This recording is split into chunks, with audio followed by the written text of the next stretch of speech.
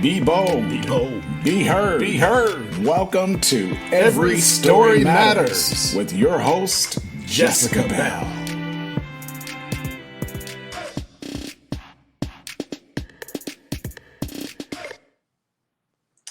Hi, everybody. Welcome to another episode of Unmute Your Mic. My name is Jessica Bell. I'm your host for today.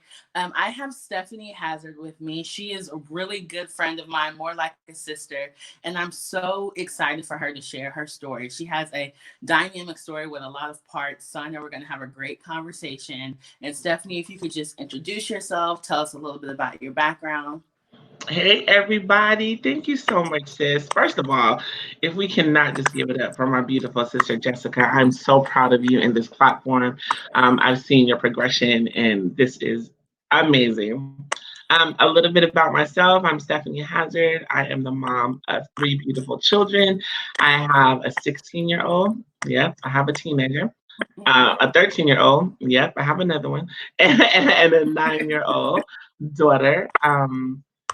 We live in California, and I am a marriage family therapist. Currently working on my licensure as well as getting my doctorate degree in marriage family therapy. So very busy.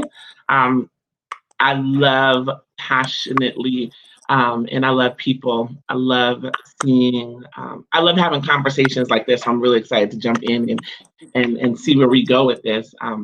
Jessica and I have been friends for sisters, family for a very, very long time. And I'm so proud of this. So this is what we did behind the scenes. So it's so good to see this platform, happening now. So yeah, I'm also working on a nonprofit organization called Stir It Up Inc., which is really about allowing people to operate in their truth and motivate them. I think there's not enough encouragement out there, and I really feel like one of the gifts God has given me is to encourage people.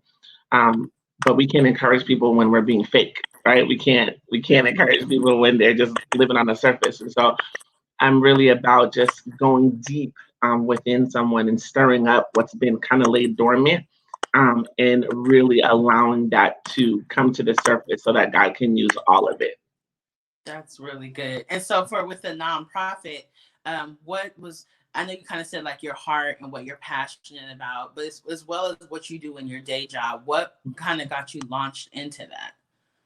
I was realizing that people were not being seen, right? I felt like I would have conversations with people on a regular basis, and then even just certain conversations that I would have within myself, really just kind of not feeling seen, not feeling like anyone was hearing me. Like I knew that information that I had was good, but for whatever reason, whether it be insecurities that were on the inside or, just baggage that may have come from other relationships, I felt like this was really birthed from a place of I want to make sure whoever I'm in contact with is heard and seen and leaves my presence feeling like, man, I can now go on and inspire others, or thank you for listening. When we ask people, how are you?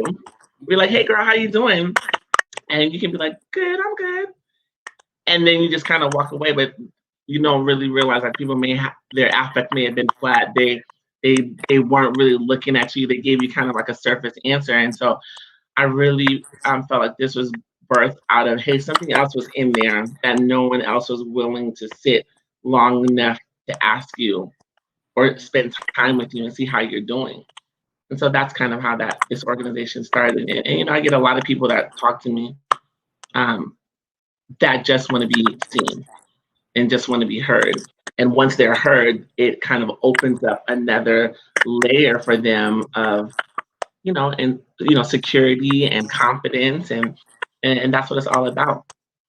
Yeah, and that's so true because I feel like a lot of people don't have, not a lot of people, but some people don't have that thing that says, let's go a little bit deeper. Like the way you said, I'm good, or the way you said, I'm okay, doesn't sound quite right to me. And I do Right. think that takes also a level of discernment, right? To For be able sure. to say, yeah, I know you're putting on a good face, but there's something deeper going on here. Do you Right. think even you having that, was that birth from something that happened in your life per se, or is it just kind of like something you feel called about? I mean, both. I feel like it's definitely something that I personally experienced. You know, being raised in the church, my dad was a minister, a pastor, and so I feel like, you know, especially as Black people, we're raised in the church, right? And so we're kind of raised to, girl, I'm good, I'm blessed and highly favored, Yeah. and but I just went to your house and you're not good, and so.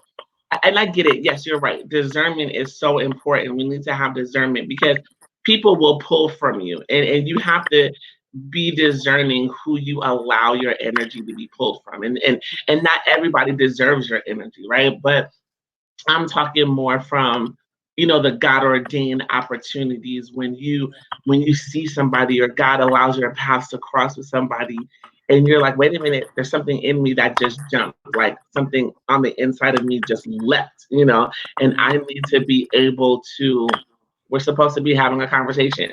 And it's also important with maturity to understand when that conversation is necessary, right? Yeah. Because I think sometimes people are like, girl, you're not okay. Let's talk about it right now. And then you have a puddle of tears, and then everyone else is coming around and looking and you're like, what's going on? And that's not what it's about. Attention aspect. It's really about the intimate connection that you have with someone. And that can happen in 5 minutes, and that can happen in just one conversation. Hey, I see you. I just wanted you to know that, you know, allow an imprint to happen and then move on. And so, yes, that's happened to me before, you know. I didn't grow up in I mean, I have a loving family. Like, don't get me wrong, I love my family. And on the surface, we do a really good job of putting up this front of God is good and we are amazing and life is great, guys. And look at Yeah. that. You know what I mean? And I think that that was necessary for where, you know, where we were at that time. But I think that as you grow and as you realize, like, hey, that didn't feel right, and you begin to speak your truth, and you hope, and, you know, you want your truth to line up with the word of God. And when the Lord starts revealing certain areas in your life that you can't just fake the funk anymore, you got to get to that place of like, okay, yeah, I'm not good, and who can I talk to about that I can trust? And sometimes, you know, that's a faith walk because sometimes you don't know who you can trust, right? Sometimes someone may be attracted to you or be attracted to what the God in you, right?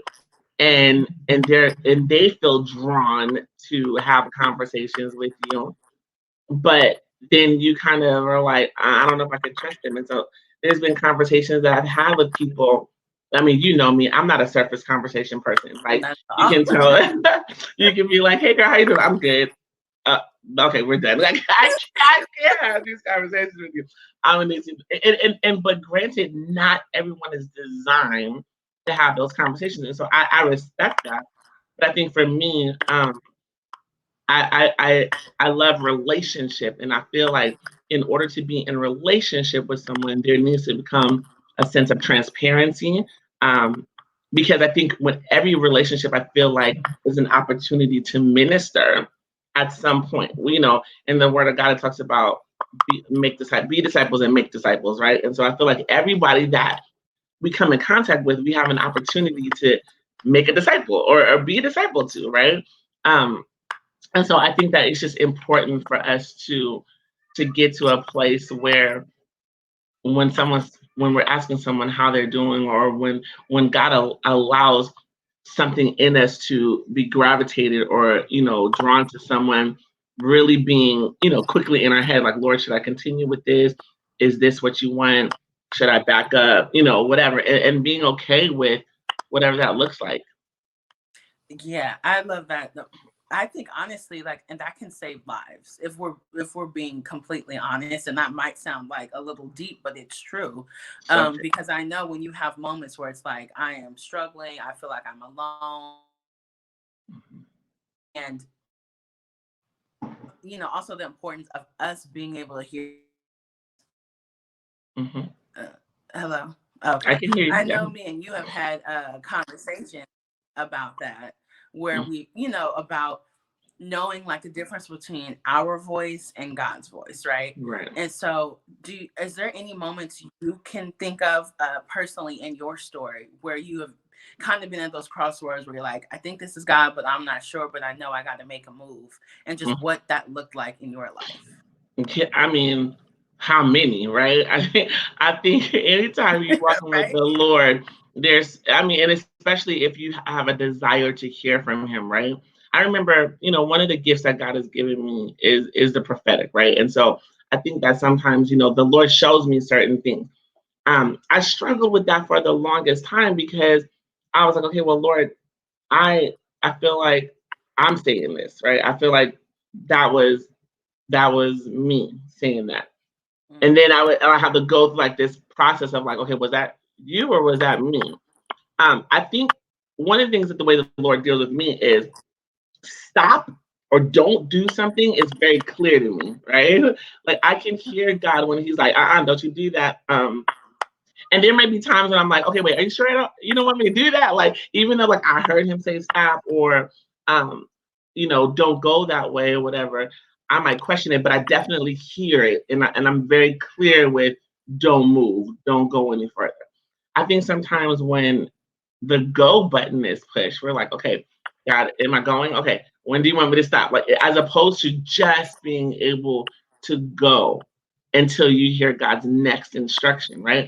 And so there's aspects of my life that, personally, even I'll just give a recent example, just with my doctorate program, right? So here we are in the midst of this beautiful pandemic, right? I'm a single mom with 3 kids, and they're at home homeschooling. I'm working from home, and everything is from home. I can't get out, and I went on the walk with my daughter because I'm also on this care journey. And so I went on this walk with my daughter, and usually when I'm walking, I have these conversations with the Lord, like we do, like he's my friend. I love him, and I enjoy talking to him. So we're talking, and my daughter asked me, she's like, "Mommy, what's a master's degree?" And I don't know where that came from. Like it was a random, like the sky is purple. Like it was so random, and I was, I gave her that explanation, and she was like, is there anything above a master's degree? And I was like, yeah, there's a doctorate degree, a PhD degree. And she's riding her scooter, and I would never forget it. And she was like, I think you should get that, right? Now, mind you, pause the story. I have really been like, Lord, those questions that you have every season. What is it that you want me to do? What's my purpose in life? And so, and we have those, especially now that, if you're really being silent and allowing the Lord to speak to you during this time, I feel like He's really speaking. He that has an ear to hear, let them hear what the Spirit of the Lord is saying, right? And so I really have been hearing the Lord in some areas. And so I'm walking, minding my business, and I really hear the Lord say, try me in this. And I was like, okay.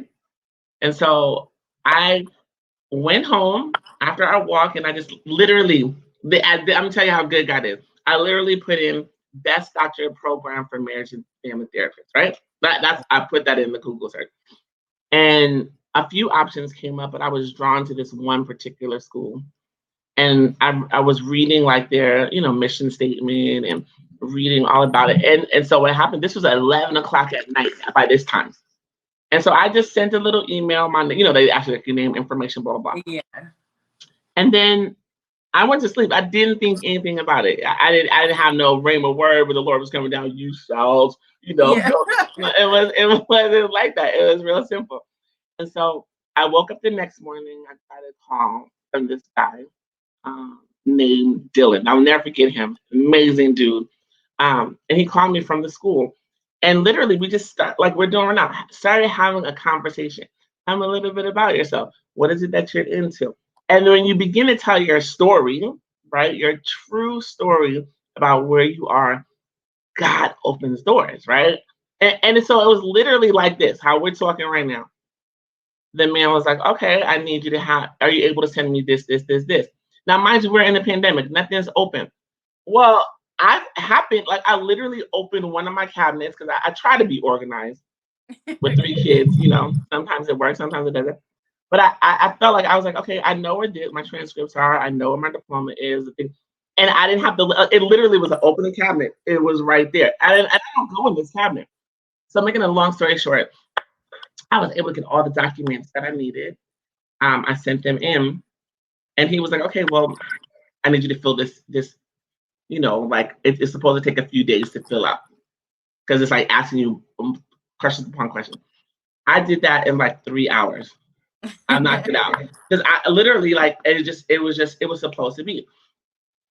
I filled it out, turned it in. He called me back. Oh my gosh, you're the fastest person that's ever turned this in. And he was like, and your answers are so in depth, blah, blah, blah. So he moved me on to the next stage. Long story short, maybe a week later, I got accepted into this doctorate program. It was seamless. And the Lord was like, when I say go, go. Like it wasn't like, it didn't feel like a whole lot of work for me. Although I had work to do, it didn't feel like it was pulling from me, like pulling anything extra from me, because I had already given it to the Lord. And so I think that when you walk in an opportunity, when you're like, okay, God, is this you? And then you keep on walking, and then he just opens up this door, then it keep on going. And it was amazing. And I was able to share that moment with my daughter, because I was like, okay, Kayla, I'm going to do this. And she was like, you're going to do it. And she got excited. She was like, did you hear from them yet? And so when I finally got the call, she cried. She was like, God heard you. And it was like, for her, it was her own little, like, he's real, right? Yeah. This is all from a walk. This is like we walking a dog around the corner. Like, but and she didn't know, but like that stirred something up within me, right? That's why the stirred up ink is so important, because she planted a seed. She was able to ask a question that stirred something up within me that had been laid dormant in my life that I didn't even know that was necessary for me to get to this next level. And so that's what conversations do. Like, we're having a conversation and you're like, man, I didn't even realize that I had that inside of me. I didn't realize that. I never dealt with that. Thank you for asking those kind of questions. You know what I'm saying? So that's why Unmute Your Mic is such a beautiful platform, because we need to get into these spaces, especially now, where we're allowing our voice to be heard. And I'm talking about being heard for the positive. Like, there are people out there that, talking a whole bunch of nonsense, and you're just like, mute your mic. I need your mouth. I need you to mute that mic. Just stop talking. We will not mention any names, but you know what I'm saying? Like, some people's mics need to be muted. But I feel like in these spaces, who knows what God has in store for me, but I'm walking in it, and I'm trusting God in the process. And in order for me to truly trust God in the process, I might need to bring some people along to kind of help encourage me. Because let me tell you something. Yesterday, I almost was like, I don't know if I want to do this assignment. This assignment is hard because it's digging something deep within me. And so you need to be able to have those people that you can look to the right or left and be like, okay, I'm struggling right now. Can you hold my arm up? Because this is not what I thought it was going to be. And you're like, it's okay, girl. Keep going. Yeah, and I love the story that you shared about your daughter, because I think that's a perfect example too of how we don't even realize sometimes that people are watching how we move, right? And so you just think, God's telling you to do something, and you're like, oh, I'll do it when I feel like it, or oh, maybe I won't do it, or God, I need more instruction before I just go. But meanwhile, that was a whole moment that your daughter had that she's going to remember. Right. And it's so much deeper for her than you even realize at first. Facts. I mean, like, such facts, like to the point where she was able to see, like, wait, that just happened? Like, God was made real to her he met her where she was at. And so I honestly think this has nothing to do with me. I'm just an active participant, right? And so I think that sometimes when you are willing to be an active participant in what God is doing in someone else's life, and you can be their cheerleader because he's going to use you in whatever capacity. Wow. And we say it like, Lord, if you can use anything, Lord, you can use me. We sing the song, right? And when we're under the anointing and praise and worship is going really good, or we're in really in those really great conversations that gives us goosebumps, and we say certain things under that kind of covering. But when that cover is pulled off, and now God is like, okay, like you remember what you said. I'm coming after your words. If you don't want your words to fall to the ground, then I want to make sure that I'm gonna test you in this, right? And so, and I feel like, relationships is a contact sport. You gotta trust it. Sometimes you're gonna be knocked down, but you gotta trust sometimes that, okay, dang, that hurt. Note to self, I'm not gonna I can't do that anymore. And so I think sometimes in relationships that God allows certain relationships to happen also to show us, hey, I didn't want that for you. Like that wasn't my best for you. But the reason why you went through it and I was with you through it was because I needed you to learn this lesson. And some lessons are harder than others. Yeah. And some lessons are lessons you wish you didn't have to learn. But as you mature, you realize that God, you probably couldn't have learned it any other way. And I mean, he knows me, like he knows my hard head. Exactly. You said all right, well, I'm gonna sit back and let that happen to you. Like I'm giving you life and death, right? I want you to make the right choices, but because I know you're gonna make this choice. And sometimes because we allow our flesh to get in the way, like there's certain things that I've knowingly done, sis, that I've just been like, I mean, God, okay, I'm gonna do this, okay? Like, you know what I'm saying? And that's my real authentic relationship with the Lord. Yeah. Now, does he correct me in it? Yeah, he does. But because he's a loving father, like I want my kids to be able to come to me with their stuff, with their stuff, right? So my sons will come to me and be like, Mom, okay, so sit down. I need to tell you something. And because I want to foster that honest type of relationship, we're going to sit down and have a conversation. Am I going to agree with what they did? Am I maybe going to have some words of correction for them? Yes, because I love them and the Father loves me. So he's going to correct me. Do I want them to come with me with their stuff? Absolutely. And I just want to encourage people out there, like sometimes we think that we hide and we can hide from the Lord. Like, okay, like you can have this part of me, but I don't want you to have this part. I'm at a season of my life right now, sis, when I'm like, take all of it. Like, yeah, that was dirty. Mm-hmm. I mean, because what good is it gonna do in my hands? Like, you can do it better, and like help me, and like be an active participant and making sure that the behaviors change. And so that's where I'm at, and it's a journey, and it's a daily journey, and we were not called to do this journey alone. We were called to do this journey with people.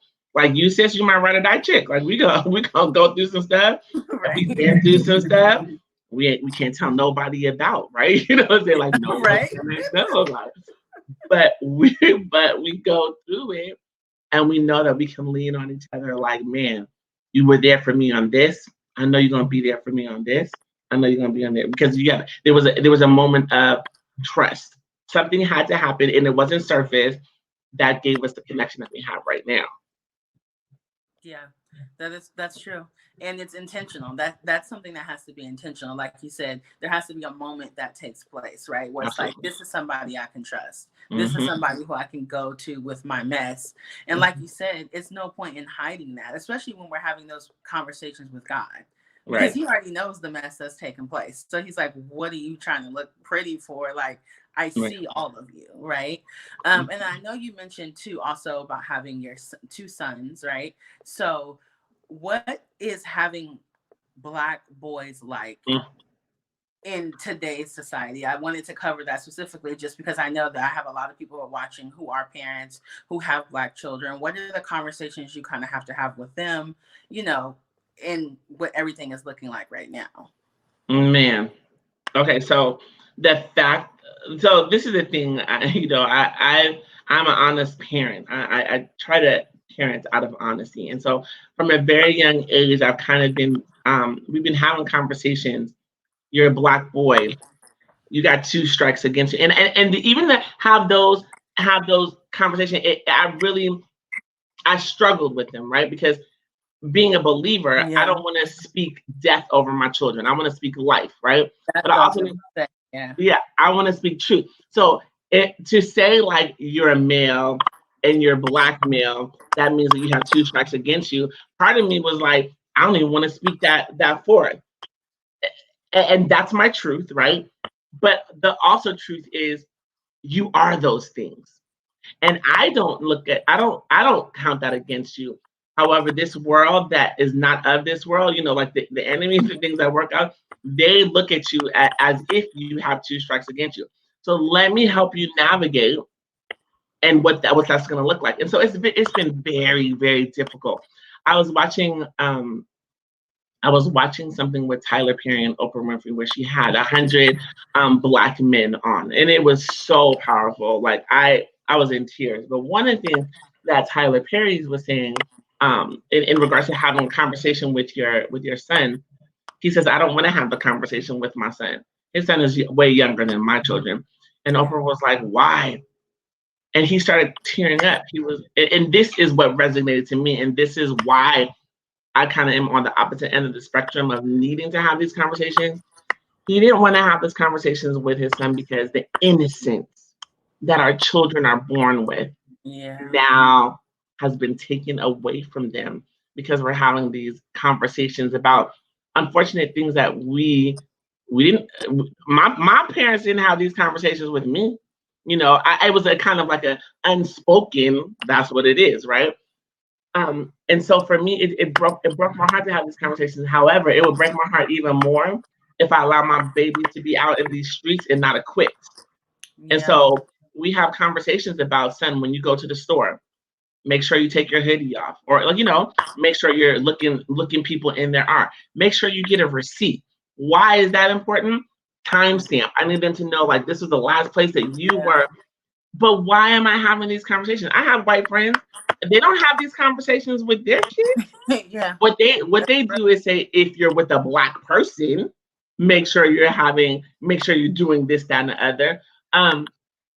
I need to equip my sons, and I realize that as a woman, I cannot do that by myself. So I'm really grateful for my children's father, who's being an active participant, because he comes from a different vein, right? He comes from the streets, right? So he's able to kind of be like, nah, this is what you need to do, son.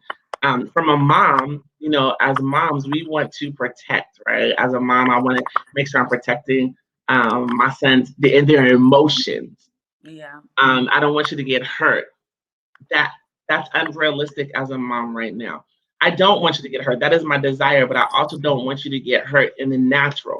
And so therefore, if me having these real conversations, not the conversations that you think you can have with your boys, your friends playing video games, I'm talking about real conversations of what happens if a police, approaches you? What happens if, this or that occurs?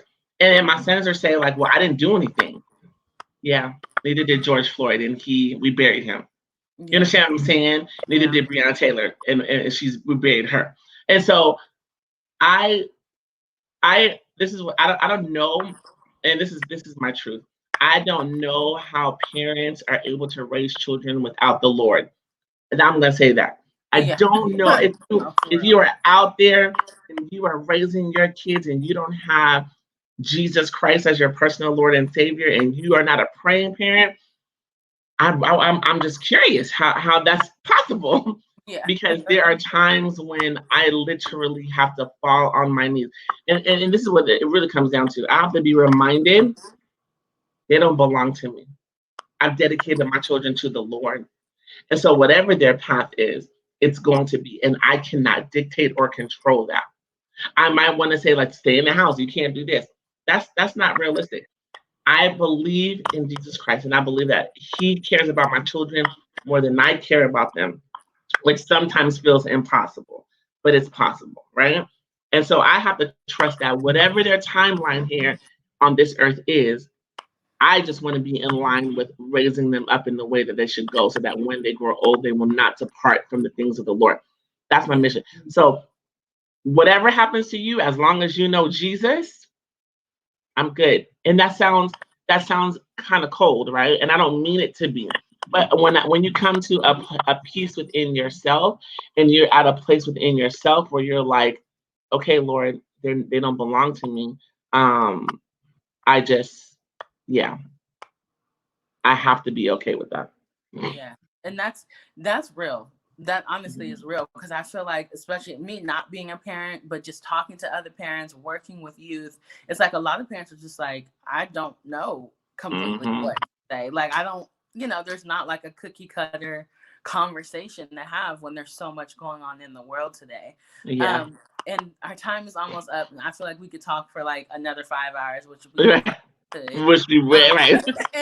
But if you could just end this by just, if God has placed anything on your heart to just share, it can be on any topic, just a minute of just encouragement to anybody who's listening, who might share a similar story as you, who maybe is a single mother, who is going back to school, just anything like that. If you could just share for a minute, I would greatly appreciate it. Well, first of all, I just want to say, you are not alone, right? I think that so many times we get in this world and we think that no one is going through what we're going through. What I realized is that the things that I go through and I bring them to the Lord, it didn't cause Jesus's position on the throne to shift. He's not like, oh my gosh, Stephanie, I can't believe you're going through that. Like he sends us people that are able to walk with us. I have the privilege of being a co-president of a wonderful mothers group called Mocha Moms, right? And it's a national organization that really helps support moms. And we do it, and we support for real, right? And I would encourage you, wherever you are, like, find your village. That is, I tell people this all the time. It is important to have a village of people that are gonna roll with you, and finding villagers are they look different. Like, all my villagers look very different, but I got at least 5 that I know I can call on at any time of the night or the morning, any day of the week, and they got my back. Why? Because we have done enough life together where I trust them. And even sometimes those that I haven't done as much life with, there is something within them that says they can be trusted. And so I encourage you to find your village. Have a circle of people where you can have some real conversations with, because it's exhausting not being real. It's exhausting. And so if you can find people, men or women, that you can just be okay with speaking your truth and asking the Lord for discernment of what that looks like. And if that's a prayer that you have, just saying, Lord, send me those people. I believe that He will do that. That's been my prayer. I'm a loner in the sense of, like, I'm outgoing. I love people, but I'm also very quiet. I can be, believe it or not, I can be. And so the Lord had to send people, because I was very good at, I'm good, I'm all right. Until, Jessica be like, hey, I know you said you was all right when we was talking in front of those other people, but I'm looking you in your good eye and I realize you ain't good. So what's up? Be willing to allow people to follow up with you, and be willing for people to call you out on your stuff. It's nothing more refreshing for someone to say, yeah, you said you was good, but you just lied, and that's not okay. Yeah. And so let's speak about truth, and have people call you out on it in love. And that's the whole thing. It's the Lord because it's done out of love. Now, speaking truth don't always feel loving, and it doesn't always feel good. But when you know that the root of someone's intentions are loving, yeah, I can roll with you. Yeah. And so I just be encouraged. Find your crew, and we're available. Like, email me, whatever, if you need that. I'm sure Jessica will add the link. I get people in my inbox all the time that are like, I saw you this place and you encouraged me. And I'm like, man, I think it's important that you live your life. I know that I may be the only Bible that someone will ever read. That's fact. And they might never go to church. But if they see me loving somebody and they're drawn to that, then my goal is complete. Great. Well, thank you so much. I really, really appreciate you coming on here, sharing. Like I said, there's so much more. So we'll probably link up again on different topic stuff we've already been talking about offline. Yes. So I really appreciate it. You guys, I'm going to put Stephanie's information at the end of this video. So when it ends, stay tuned. It's going to have her email, her Facebook, her Instagram. So if you want to talk to her about anything she said, prayer, encouragement, she's amazing. I thank everybody for tuning in, and I will see you guys next time on UnMUTE Your Mic. Bye. Thank you for viewing Every Story Matters. Be sure to tune in next time when Jessica takes her mic off mute as she continues her journey to find stories that inspire and uplift our communities.